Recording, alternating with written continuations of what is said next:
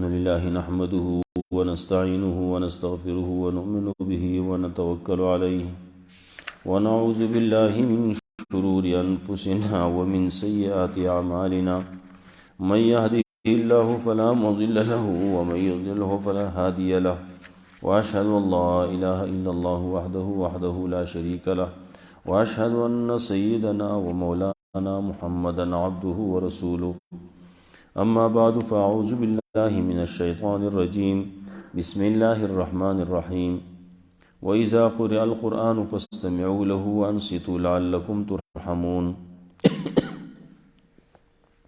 سورة اعراف 200 او سلورم آیات تے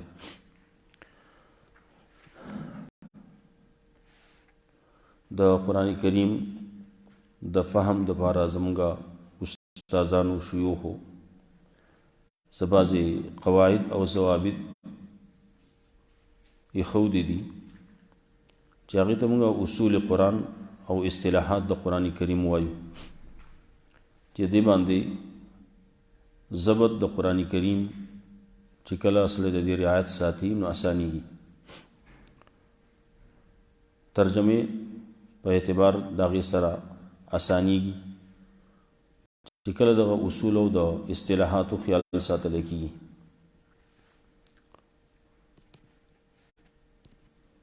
د اصولنا مخکې د قرآن کریم آداب هغه د ټول نه ضروری دي بیا د قرآن کریم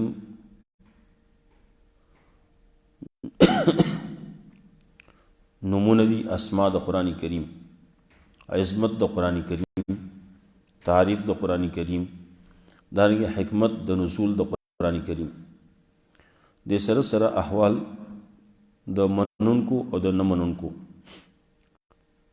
دغه پکې ذکر کیږي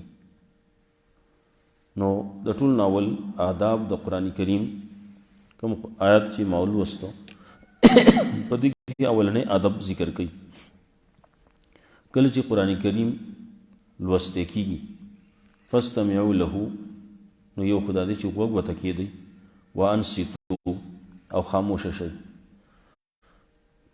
نو دا سبب وي د دې چې تاسو باندې به رحم کولای کیږي نو قرآن کریم چې کوم ځکه ویل کیږي کاغه مانځ کې ویل کیږي نو هم او کاغه اس ویل کیږي قرآن کریم تلاوت څوک کوي نو هغه ته به وګ خو دې کیږي او دې کیږي به کله چې داسې حالت شي چې قرآن کریم خلق په یو زبانه ټول لګیایي بنګاره جوړ کړي نو دغه ویل دا علماء لیکلي چې دا صحیح نه دي لکه بعضې ختمونو کې دا قصه کولی کېږي هر یو سړی ځان له لګیا دی یو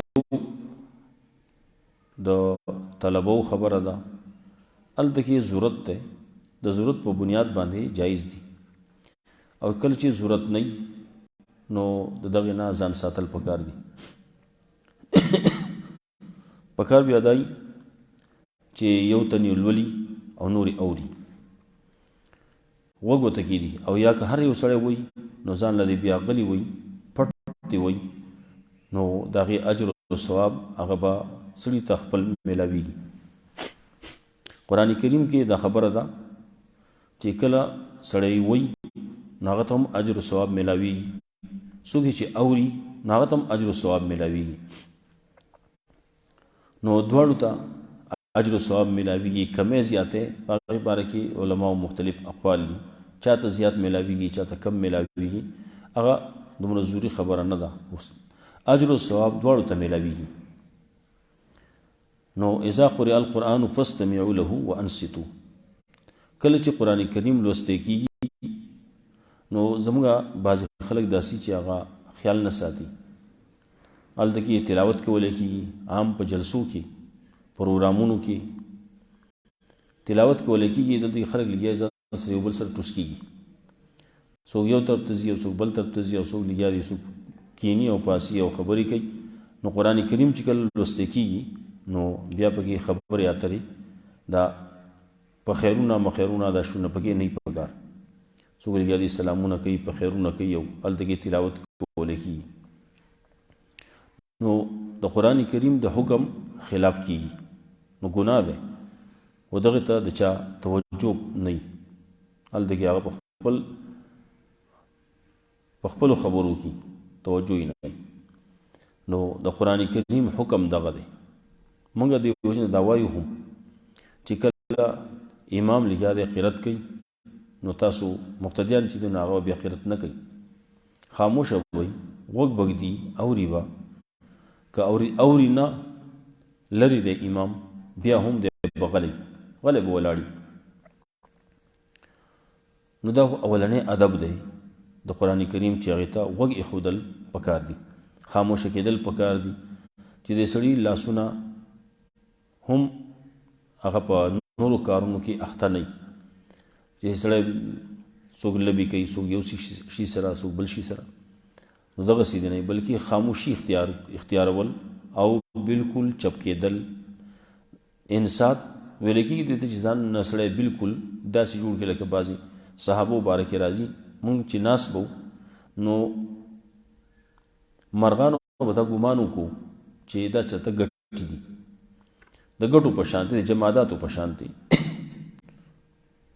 نو بالکل چې سړی حرکت نه کوي قرآن کریم ته دغسې کېناستل پکار دي اگر چې سړی کمزوره دی هغه شانتې صحابو هغه مینه محبت د هغې هغه ادب هغه به سړی نشي کولی لیکن د خپل وس مناسب ادب هغه خیال ساتل پکار دي خبرې اترې ځان په سوره باندې بل طرف ته متوجه کول مشغوله کول دا نه پکار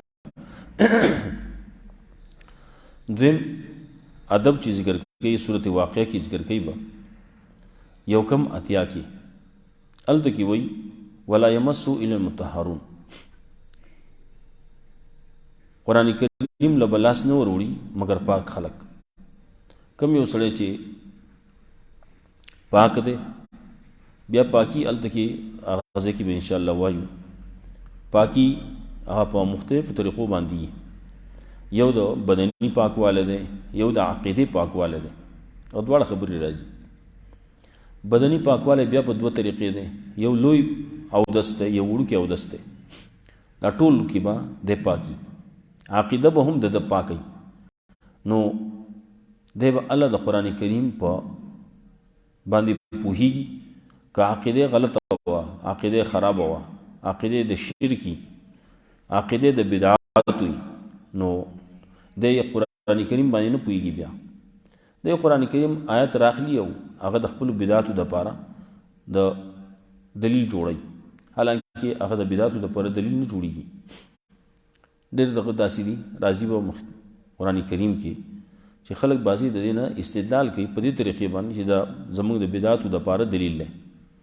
دعا په باره کې بعضې راځي کله وایي ادعو راغلی جمع راغله کله وایي پلانکي تفسیر لیکلی اذا فرغت فانصب والى ربك فرغب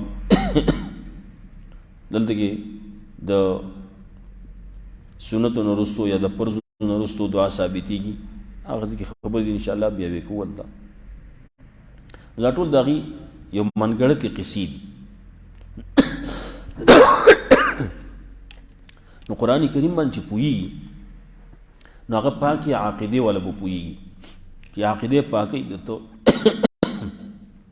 عقیدې د توحید عقیدې د شرک نه او یې پوهېږي بدعت پکې نه او یې پوهېږي او یو ظاهري پاکواله دی بدني پاکواله دی چې اودس به د کړی نو الله به لاس وروړي دارنګې د غسل ضرورت به ورته نه وي نو الله به لاس وروړي یا قرآن کریم به الله ویلی شي دې ته ضرورت نه وي د غسل دریم ادب د قرآن کریم دا دی چې په دې کې سوچ او فکر پکار دی او دا ګڼو ځایونو کې قرآن کریم کې ذکر دی لکه سورت نساء کې 2 آیت کې ذکر کړي افلا یتدبرون القرآن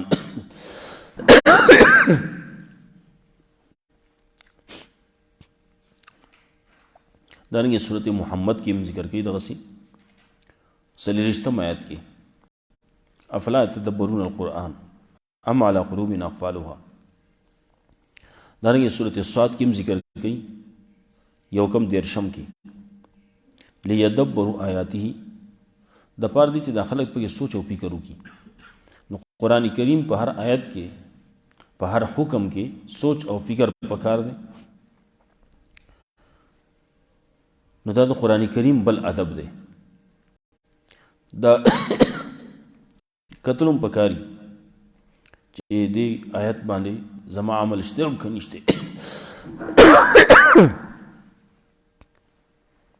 دا پکاري.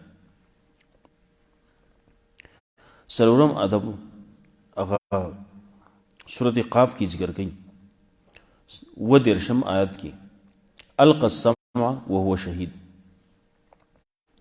فائدہ سړی الله غستې شي چې وږی مې ښودی او حاضر باش شومي.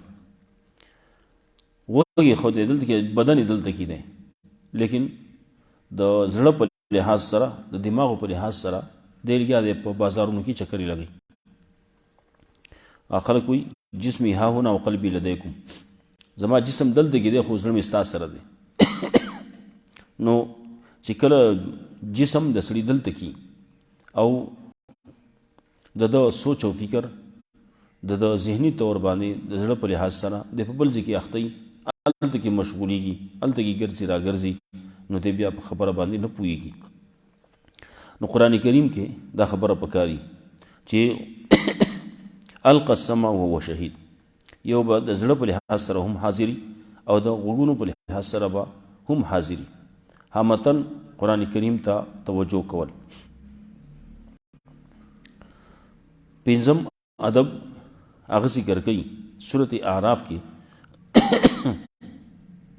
یو سل شپږ څلوېښت کې اجتناب به د تکبر نه. چې کله یو سړی تکبر کوي نو تکبر په لحاظ سره بیا دا سړی د قرآن کریم د فهم نه وځي.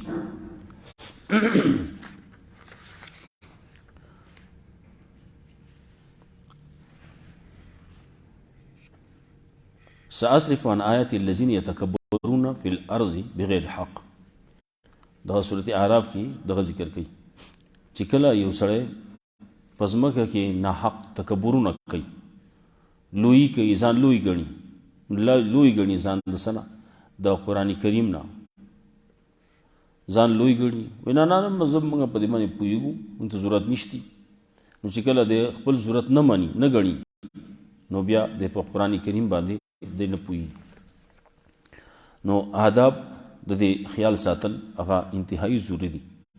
نور آداب هم دي هغه چې کله قرآن کریم وایو بعضې وخت کې به راځي. دا خو ضروري بعضې آداب وو، د هغې تذکره وشوه. د قرآن کریم تعریف دی. نو تعریف د قرآن کریم یو د زمونږ د علماء تعریف دی،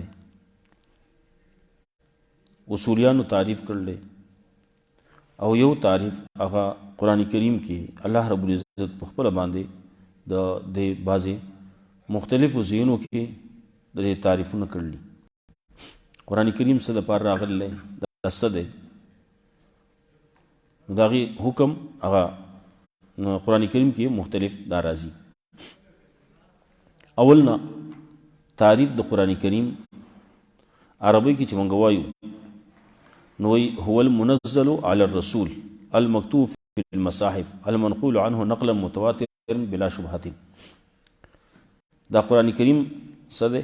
دا منزل دی، نازل کړی شوی دی په رسول صلی الله علیه وسلم، او المکتوب فی المصاحف لیکلی شوی دی په مصاحفو کې، پاڼو کې لیکلی شوی دی او نقل شوی دی د رسول الله صلی الله علیه وسلم د طرف نه موږ ته په نقل تواتر سره متواتر موږ ته را رسېدلی بغیر د څه شک و شبهې نه. څنګه چې نازل شوی دی نو هم هغه شانتې را رسېدلی. نو دا یو قسم تعریف خلکو دا کړلی. بل تعریف چا کړلی؟ هو العلم اللدونی الاجمالی الجامع للحقائق كلها. دا علم لدونی دی، دا الله د طرفنا دا علم ورکول کیږي، خدا علم دا چې دی نو دا اجمالی دی. تفصیلی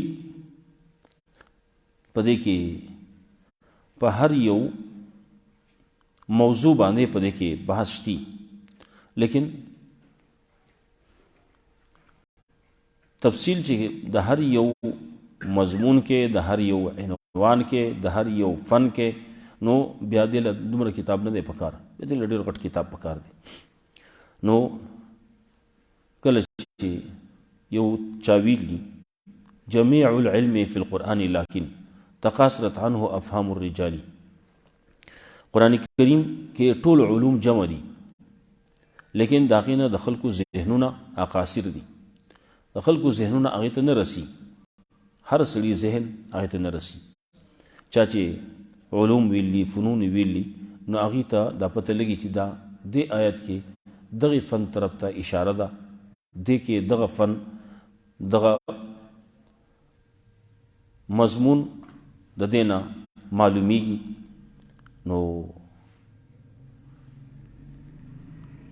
زمونږ په دې بعضې خلک لګیایي د قرآن کریم دپاره وایي 14 علوم پکار دي. هغه ټول علوم قرآن کریم کې په خپله باندې موجود دي، بلکې 14 چې دي 14 بیا لږ دي، 14 هم زیات دي، لیکن کم چې دا 14 دی ذکر کوي نو هغه د تفسیر دپاره ضروري دي. یو سړی دی هغه د صرف باندې پوهیږي، نحوه باندې پوهیږي، نو دی اخوا ته تفسیر کولی شي، اخوا د قرآن کریم باندې پوهیدی شي. خو چې کله د صرف، نحوه، فصاحت، بلاغت، معانی او بدی وغیرہ، دارنګې منطق دی، فلسفه ده، ریاضی ده، دا ټول څیزونه په دې قرآن کریم کې شته. دا ټول علوم داسې دي چې په دې کې د یو سړي د مفسر کېدو دپاره دغه څیزونه ضروري دي. یوازې د ترجمې دپاره دغه څیزونو ته ضرورت نشتی.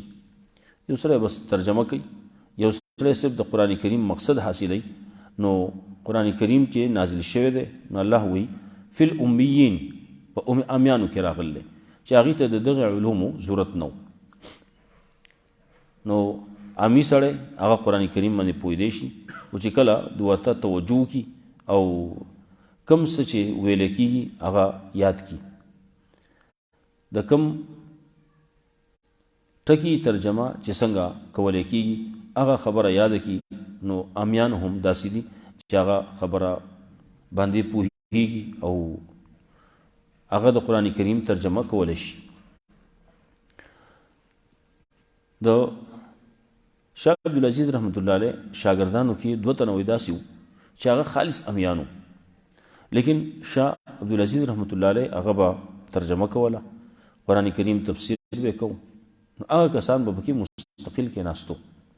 کله چې شاه صاحب وفات شو، د هغې نه وروستو علماو ته به بعضې ځینو کې اشکال راغی، په بعض ځای باندې به پوه نه شو، یا بعضې ځای کې به شاه صاحب رای معلوموله چې د هغې کې به د شاه صاحب رای په دې ځای کې څه وه، نو هغې به د هغې امیانو نه هغې نه به معلومات کول. نو که په دې زمانه کې څوک دا وایي چې ترجمه کول دا غلط دي د امیانو ته، یا امیان ترجمه کوي او هغه قرآن وایي، نو داسې نه ده، اول دوی علم وکړي وروسته دې وایي. نو رسول الله صلی الله علیه وسلم چې راغلی نو 40 کاله په عمر کې رسول الله صلی الله علیه وسلم ته حکم اولنی راغی اقرأ بسم ربک الذی خلق. نو کم چې په مکه کې اوسېدل هغه ټول امیان خلک وو، داسې وو چې لیکل پړاوهل اکثر ونشو کولی. په مکه کې یو څو کسانو چې هغه به لیکل پړاوهل کولی شو، رسول الله صلی الله علیه وسلم په خپله باندې نشو کولی، نور نشو کولی. نو الله رب العزت قرآن کریم داسې خلکو ته راولېږو چې هغه د هغې جهالت چې کوم د رسول الله صلی الله علیه وسلم نه علاوه خلک وو، نو هغه خالص په جهالت کې او په تکو تورو تیرو کې د هغې نه راوویستل او کم ځای ته ورسېدو قرآن کریم په ذریعه باندې الله هغه ځای ته ورسول نو قرآن کریم کې ټول علوم دي لیکن هغې ته د هر سړي فهم او د هر سړي ذهن هغې ته نه رسي نو که څوک مفسر جوړېدل غواړي نو دغه علوم بیا اول نه ویل پکاري او که مفسر رہی نو دغه علوم ویلو نه بغیر هم سړی قرآن کریم به وایي قرآن کریم باندې سړی پوهېدی شي د قرآن کریم تعریف چې قرآن کریم په خپله باندې کړلی نو هغسې یو څو مثالونه دلته کې ګورو لکه سورت بقره کې بالکل ابتدائی آیت الف لام میم ذالک الکتاب لا ریب فیہ ھدی للمتقین دا قرآن کریم دا کامل کتاب دی الکتاب کامل کتاب دا دی لا ریب فیہ بل داسې کتاب دی چې شک پکې نشتی او بل د دې چې موږ وی تعریف دغه دی ھدی للمتقین دا هدایت دی د قرآن کریم د متقیانو لپاره متقیان لپاره هم دی غیر متقیان لپاره هم دی بیا هغه ځکه وایو نو د قرآن کریم یو تعریفي په دې طریقې باندې کړلی د قرآن کریم څه شی دی وایي ذالک الکتاب لا ریب فیہ ھدی للمتقین نو یو تعریف دا شو بل تعریف چې وګورئ سورت کهف کې سورت کهف هم بالکل ابتدائی آیت ته اولنې الحمدللہ الذی انزل علی عبده الکتاب ولم یجعل له عوجا پدې کې کګلیچ نشتی الله نازل کړل په خپل بنده باندې کتاب دا الکتاب قرآن کریم نازل کړل ولم یجعل له عوجا او نه دې ګرځولې پدې کې هیڅ قسم کګلیچ پکې نشته کوګواله پکې نشته غلطی خبرې غلطی مسلې پکې نشتی د حقیقت خلاف پکې نشتی کم څه چې دي هغه بالکل د حقیقت موافق دي دریم چې ګورئ نو سورت فرقان ورپسې لږ وروستو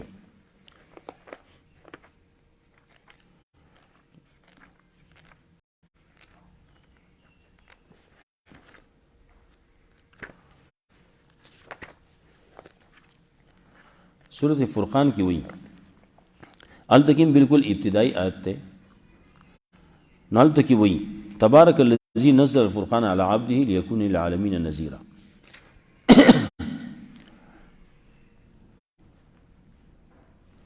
برکت والے دے اغازات چې قرآن کریم نازل کړل د خپل بنده باندې صد پارا نو دا غي تذکرہ کوي تعریف ودا دے چې د نذیر دا نذیر شي دا قرآن کریم به نذیری خلق به یری دا الله د مخالفتنا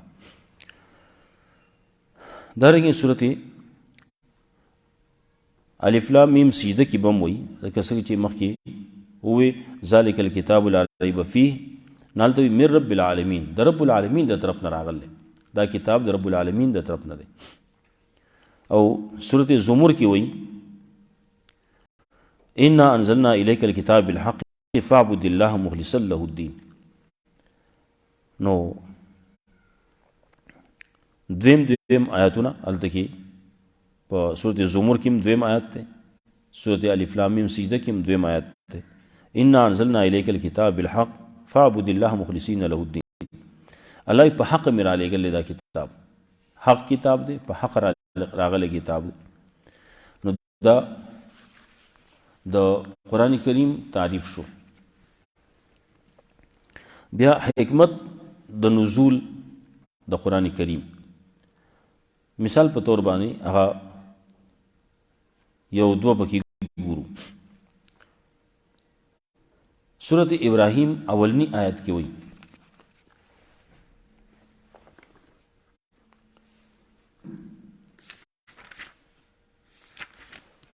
بالکل ابتدائی آیت سورت ابراہیم الف لام میم کتاب انزلناه الیک لتخرج الناس من الظلمات الى النور باذن ربهم الى صراط العزیز الحمید دا کتاب منګه نازل کړل صد پاره لتخرج الناس دې دپاره چې ته خلک راوباسي د تیارو نه رڼا طرف ته د الله په حکم. د قرآن کریم د نزول حکمت هغه دغه چې خلک د تیارو نه، د جهل نه، د شرک نه، د بدعاتو نه، څومره چې خرافات دي، څومره چې بېدینیانې دي، د هغه ټولو نه دین توحید ته، دین اسلام ته راوباسي. قرآن کریم راغلی دې دپاره. دغسې خبره تقریبا صورت حدید کې وایي 9 آیت کې، او ابتدا کې صورت بقره کې مونږ ویلو هدى للمتقین. دا قرآن کریم هدایت د متقیانو دپاره دی. قرآن راغلی څه دپاره دی؟ هدایت دپاره د متقیانو. دارنګې صورت یونس کې به راځي 50 آیت کې، صورت یونس 50 کې، نو هلته کې وایي چې شفاء و رحمه. دا قرآن کریم دا شفا ده او رحمت ده.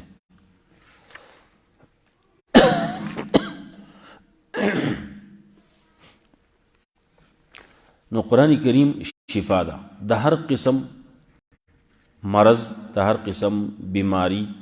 یعنی بعضې که سړی ووایي د ظاهري بیماری ده او که هغه باطنی بیماری ده، دا هغه ټولو نه د خلاصېدو دپاره قرآن کریم پکار دی.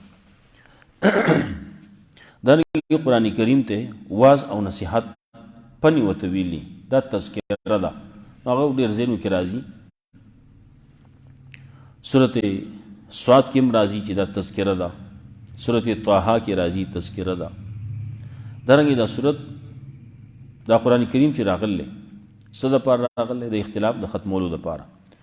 لکه صورت نحل کې به راځي تبیان لکل شی، دا تبیان دی د هر شي، او دا راغلی دی دپاره چې د خلکو اختلاف ختم کړي.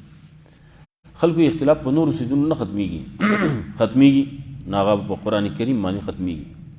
نو دا حکمت د نزول قرآن. یو خبره بیا راځي فضائل د قرآن کریم. نو یو د قرآن کریم فضائلو کې مخکې چې کوم آیات لوستی شوی، اذا قرئ القرآن فاستمعوا له وانصتوا لعلکم ترحمون، سورة اعراف 203 کې. نو هغې کې وایي لعلکم ترحمون،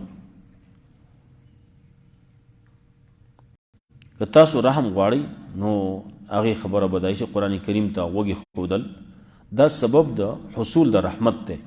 رحمت حاصلول غواړي نو قرآن کریم وایه، قرآن کریم ته کښېنه، قرآن کریم وایه، قرآن کریم کې سوچ او فکر کوه، قرآن کریم اوره، نو رحمت به حاصلېږي. دارنګې خوشحالي هغه په قرآن کریم باندې پکار ده، او قرآن کریم باندې خوشحالي میلاویږي. لکه سورت یونس کې 8:50 کې ذکر کوي چې قل بفضل الله وبرحمته فبذلك فليفرحوا هو خير مما يجمعون. مخکې نه د واز و نصیحت آیات موږ مخکې ووایي والشفاء لما في الصدور وهدى ورحمة للمؤمنين. قل بفضل الله وبرحمته، دا الله په کتاب باندې، دا الله په فضل باندې، دا الله په رحمت باندې خوشحالي پکار ده چې په دې باندې سړی خوشحاله شي. فبذلك فليفرحوا. نو تاسو چې دې سره تعلق جوړ شو نو خوشحالي به میلاویږي. دا قرآن کریم غوره دی، ښه دی د سنه هغه سنه چې دا خلک یې راجمع کوي. دا خلک چې څومره راجمع کول کوي د هغې ټولو نه غوره قرآن کریم دی. دارنګې دا قرآن کریم سبب دی د الفت او د محبت. قرآن کریم نو د خلکو یو بل سره دشمنیانې وي، طرفګانیانې وي. چې کله قرآن کریم نازل شو لکه سورت آل عمران کې ذکر کوي، سورت آل عمران 103 آیت کې واعتصموا بحبل الله جميعا ولا تفرقوا واذكروا نعمة الله عليكم إذ كنتم أعداء فألف بين قلوبكم فأصبحتم بنعمتي إخوانا وكنتم على شفا حفرة من النار فأنقذكم منها. دا قرآن کریم دا سبب دی د الفت، د محبت او د دشمنی د ختمېدو. مخکې دشمنانو بعضې پکې وو، اوس او خزرج والا خبره عام ذکر کیږي چې دوی په منځ کې دشمني وه، 200 کالونه دشمني وه. نو چې کله قرآن کریم راغی په دې باندې خلکو ایمان راوړ، نو بیا یو بل ته رونه رونه شو. فاصبحتم بنعمتي اخوانا. دارنګې د یو سړی وایي چې ما باندې برکات نازل شي د الله د طرف نه، نو د هغې دپاره د سورت مائده کې شپږ شپېتم آیت کې ذکر کوي.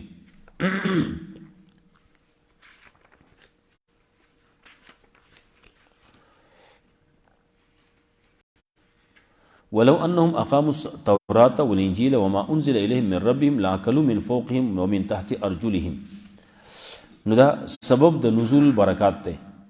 الله وی کدی خلکو ایمان راوړ او دی خلکو قائم کو قرآن کریم کې چې څومره احکام دي په دې باندې دی کلک ودرېدل، نو د لپاسه نه به هم رحمتونه برکتونه به لاندې د ځمکو نه به هم برکتونه لپاسه نه چې کوم د دې بادشاهان دي د هغې طرف نه هم، لاندې چې کوم د دې ماتحت دي د هغې طرف نه هم، هر طرف نه به نزول سره برکات حاصلېږي، به د دې ته به خوشحالیانې حاصلېږي.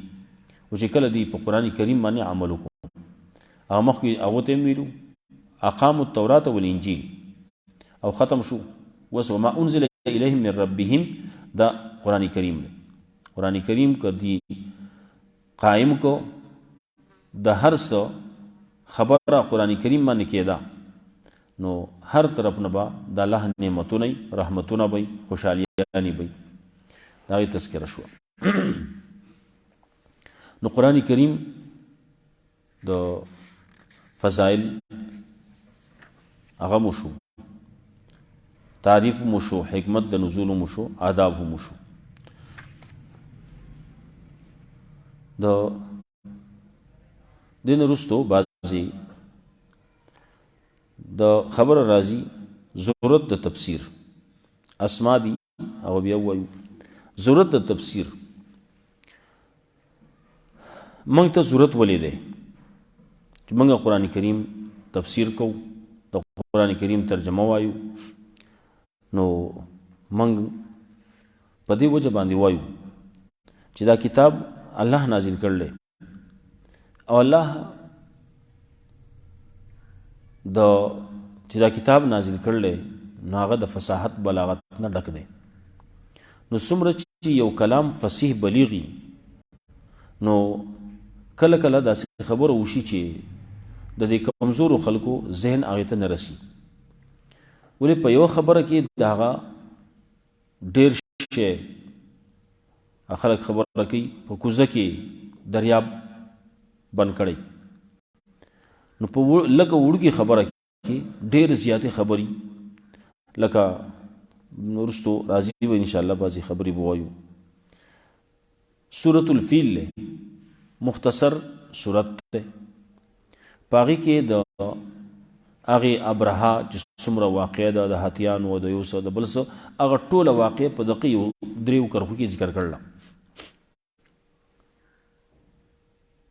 یو سړی د قرآن کریم مقابله کې آیاتونه جوړول، نو هغه د سورة فیل په مقابله کې یو شی جوړ کړو. او بیا راځي انشاءالله یو ځای کې به وایو. الفیل ملفیل وما ادراک ملفیل له ذنب وخرطوم طویل وغیره دا خبرې کول. نو وروستو هغه کوم خلکو چې اورېدو نو هغې پورې خندل. وی علم تر کیف فعل ربک باصحاب الفیل، په دې کې الله رب العزت یو غټه قصه ذکر کړله، یو غټه واقع ده پکې، او تا دا دومره جملې دي ووایي ایله د سر نه لکۍ ته راورسېدی. نو په دې کې خو څه فایده نشتی. فایده به یې په دې کې چې د قرآن کریم فصاحت بلاغت ته، نو د هغې باندې بیا هر سړی پوهېږي نه. نو کله کله بیا اقسام د تفسیر ذکر کولی کېږي. د قرآن کریم یو ځای کې اجمالی نو بل ځای کې بیا د هغې تفسیري. نو د قرآن کریم تفسیر په قرآن سره، تفسیر القرآن بالقرآن. دویم به راځي تفسیر القرآن بالحدیث، حدیث په ذریعه باندې د قرآن کریم تفسیر. او په دې کې بعضې آیاتونه دي چې صحابه کرام هغې راغلي او وایي موږ په دې آیت باندې نه یو پوه شوي. رسول الله صلی الله علیه وسلم د هغې وضاحت ورته کړلی.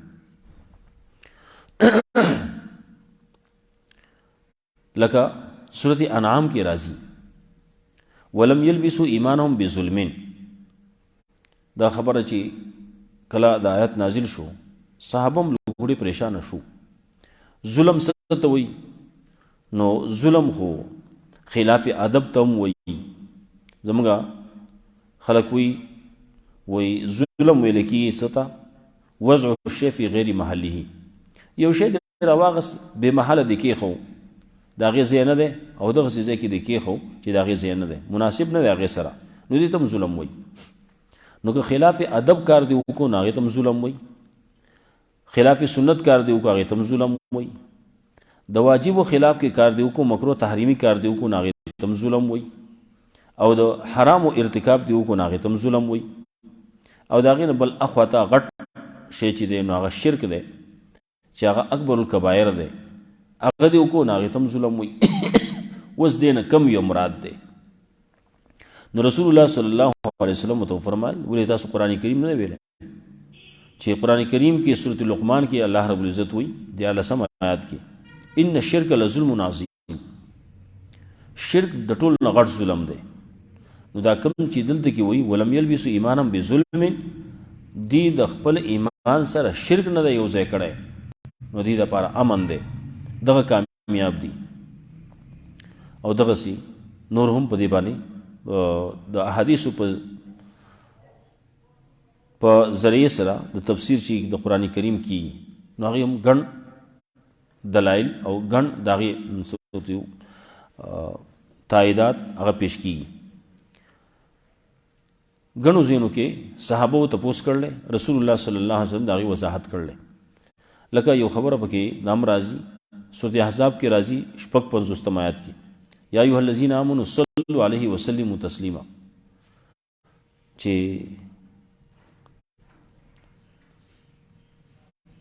صحابه راغلو وی یا رسول الله موږ ته خو د سلام طریقه راځي، موږ یې ذکر له سلام طریقه السلام علیکم السلام علی النبی وغیره دا موږ یې ذکر له، لیکن کیف الصلاة علیک یا رسول الله، صلات په تا باندې څنګه وایو؟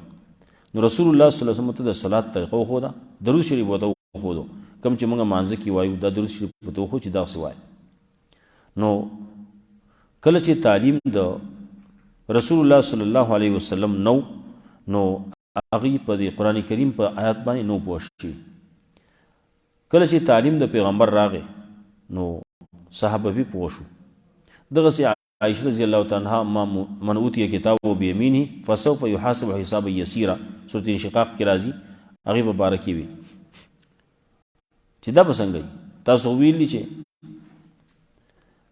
څوک چې حساب شروع شو تباه شو. نو رسول الله صلی الله علیه وسلم ته فرمایي چې دا خو پیش کېدل دي، دلته کې د آیات کې پیش کېدل مراد دي، حساب نه دی مراد. هلته کې حساب هغه دی چې من نوقش فی الحساب نو عذب، چا سره چې مناقشه شروع شوه دا دې ولې کړلی دا دې ولې کړلی دا دې ولې کړلی نو دقه سړی تباه دی. بیا دارنګې حتی یتبین لکم الخیط الابیض من الخیط الاسود د دې باره کې هم حدیثو کې راځي چې تور تار او سپین تار د هغې نه څه مراد دی؟ نو رسول الله صلی الله علیه وسلم ته وفرمایل چې دې نه تارونه نه دي مراد بلکې شپه او ورځ ته مراد دي. نو د پیغمبر صلی الله علیه وسلم په تعلیم باندې تفسیر هغې پکاري. نو تفسیر القرآن بالقرآن او تفسیر القرآن بالحدیث، دارنګې تفسیر القرآن باقوال الصحابه او تفسیر القرآن باقوال التابعین، نو دا پکاري چې دا سړی زده کي قرآن کریم تفسیر سره د ځانه نه کوي بلکې د دغې څلورو خبرو پرانا کې کوي، نو هغه به تفسیري هغه به صحیح. او کله چې سړی د دې نه اوړي او د ځانه خبره کوي، علما به د دې داسې کوي مفسرین به دا ترجمه کوي، مفسرین به دا تفسیر کوي، خو دا زما په نسبت باندې داسې دی کله چې یو سړی د حدیثو نه واوړي نو هغه بیا د خپل رائے هغه قرآن کریم کې وایي. او رسول الله صلی الله علیه وسلم فرمایلو من قال فی القرآن برائه، رائے چا پیش کړه نو هغې کې مختلف الفاظ راځي. کله وایي ان اصاب فقد اخطا، که صحیح ہوئے هم خطا ده غلط ده، او بلکې وایي فلیتبوا مقعده من النار، ځان دې په جهنم کې ټکانه جوړه کړي. قرآن کې د ځان خپل رائے استعمالوي. نو دا بعضې خبرې یي داسې چې زموږ خلک هغه د خپل رائے پیش کوي، نه خپل رائے نه. اول تفسیر القرآن بالقرآن، دویم تفسیر القرآن بالحدیث، او دریم تفسیر القرآن باقوال الصحابه، او سلورم تفسیر القرآن باقوال التابعین. ځکه چې هغې پې ښه پوهېدو، تابعین او صحابه دا ښه پوهېدو زموږ په د دې دور په د علماو وغیره د هغې په نسبت باندې. موږ ته خو خامخا ضرورت دی د تفسیر د ترجمې ضرورت دی موږ ته، ولې موږ داسې خلک یو چې موږ له خو هلته کې عربي نه راځي. بعضې خلک داسې دي چې هغه چې ته عربو سره خبرې کولې تپوس دې وکړه ته کله راغلی، متا جیته وي ته کله راغلی، هغه وي جیتو غدن، زه سبا راغلم. اگر سبا خو لا راغلی نه دی نو ته څنګه سبا راغلی ما، نو هلته کې دا فرق نشي کولی. یو غدن دی یو امس دی، چې امس هغه پرون ته وایي او غدن سبا ته وایي. اردو کې ترجمه چې کې نو دواړو ته کل وایي، امس هم کل او غدن هم کل. نو کل د تفسیر چې لوړې تفصیلی کې نو امس گذشته کل او غدن آئنده کل کله داسې. نو چې یو سړی په امس په غدن کې فرق نشي کولی او وایي زه سبا راغلم، جیتو غدن وایي نو خبره چې سړی په ظاهري په دومره ټکو باندې نه پوهېږي. دی د قرآن کریم په کوم چې هغه ډېر فصاحت بلاغت والدي، ډېر اعجاز والدي، په هغې باندې به دی څه پوه شي. قرآن کریم کې بعضې مشکلات هم دي، مشکل الفاظ پکې هم دي، په هغې باندې به دی څه پوه شي. نو چې یو سړی دومره په معمولي خبره باندې نه پوهېږي نو دی به څنګه مفسر به دی څنګه جوړېږي. دا خبرې ما او تا ته خو خامخا ضرورت دی، ځکه چې موږ خو یو عجم. قرآن کریم په عربۍ کې دی، چې موږ د قرآن کریم ترجمه دا زده کو، خو د دغې اصولو مطابق کوم چې اصول څه ذکر شو څه به ذکر کېږي، د هغې اصولو مطابق د قرآن کریم ترجمه تفسیر کولی کېږي، نو دا به صحیح. او چې د دغې اصولو خلاف شي نو هغه به بیا ترجمه بنئ، تفسیر بنئ، هغه به د ځانه بیا خبري، هغه به خپله رائے وایي، هغې ته بیا سړی تفسیر نه وایي. نو تفسیر بې رائے هغه منظور نه دی. نو موږ ته خو خامخا ضرورت دی چې موږ د قرآن کریم تفسیر او ترجمه دا زده کړو، ځکه چې موږ خو عجم یو. او دا خبرې بعضې چې کومې وشوې صحابو هم بعضې خبرې داسې چې په هغې باندې د قرآن کریم آیاتونه داسې وو چې په هغې باندې پوه نه شو، نو تپوس یې وکړو او ځان د رسول الله صلی الله علیه وسلم نه ځان پوهه کړو. نو تفسیر القرآن بالقرآن پکې راغی او کله پکې تفسیر القرآن بالحدیث راغی. نو هغه کسانو هغه صحابو چې کوم څه زده کړي وو د پیغمبر نه، نو چې موږ هم په هغې پسې روان شو، نو ورپسې تفسیر باقوال الصحابه دی. او صحابو نه چې چا زده کړي نو هغه تابعین دي، نو تابعینو په اقوالو باندې چې هغې باندې موږ هم روان شو. دغه ځای باندې به بس کو، بیا نور انشاءالله بیا به کېږي انشاءالله.